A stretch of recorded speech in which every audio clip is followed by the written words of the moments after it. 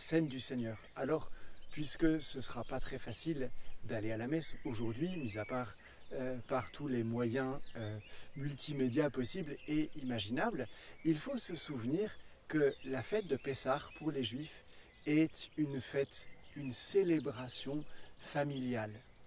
Dans les rites de cette fête de Pessah, il y a d'abord le rite de l'allumage des lampes. Et ça, c'est l'apanage des femmes. Alors vous pourriez mettre dans la salle à manger familiale tout un tas de petits lumignons et avoir votre petit rite d'allumage des lampes pour se souvenir de la lumière.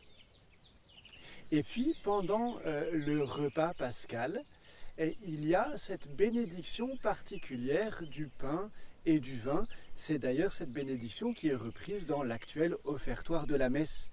Alors vous pourriez, par exemple, développer le bénédicité, au lieu de faire une petite prière, de faire un chant ou deux chants pour vraiment bénir le Seigneur de sa présence.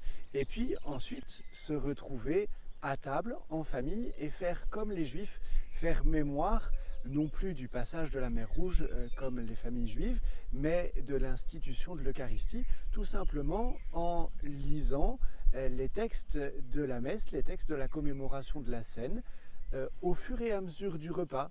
Peut-être la première lecture en entrée, le psaume pour le plat principal, la deuxième lecture, et terminer le repas par la lecture de l'Évangile et l'institution de la dernière scène. Ainsi, vous ferez mémoire des hauts faits de Dieu et de l'Eucharistie comme si vous y étiez. Parce que figurez-vous que les Juifs, quand ils font mémoire du passage de la mer Rouge, ils ont conscience qu'ils en deviennent participants. Alors faisons confiance à notre mémoire chrétienne et vous verrez, ce sera une belle occasion de célébrer.